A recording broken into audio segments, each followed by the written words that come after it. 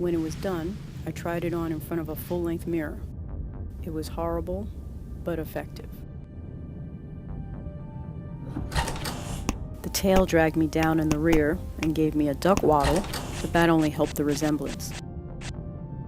That night, I took the ship down into the hills nearest the pyramid, an out-of-the-way dry spot where the amphibious natives would never go. A little before dawn, the eye hooked onto my shoulders and we sailed straight up. We hovered above the temple at about 2,000 meters until it was light, then dropped straight down. It must have been a grand sight. The eye was camouflaged to look like a flying lizard, sort of a cardboard pterodactyl, and the slowly flapping wings obviously had nothing to do with our flight. But it was impressive enough for the natives.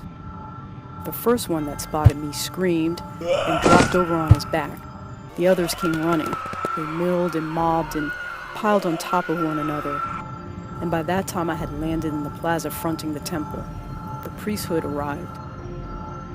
I folded my arms in a regal stance. "Greetings, O noble servers of the great God," I said. Of course I didn't say it out loud, just whispered loud enough for the throat mic to catch.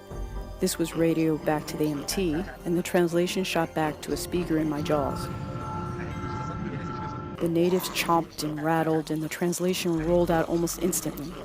I had the volume turned up, and the whole square echoed. Some of the more credulous natives prostrated themselves, and others fled screaming. One doubtful type raised a spear, but no one else tried that after the pterodactyl eye picked him up and dropped him in the swamp. The priests were a hard-headed lot and weren't buying any lizards in a poke. They just stood and muttered.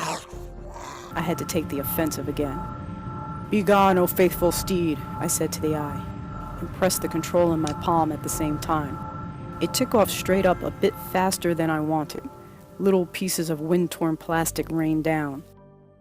While the crowd was ogling this ascent, I walked through the temple doors. "I would talk with you, O noble priest," I said. Before they could think up a good answer, I was inside.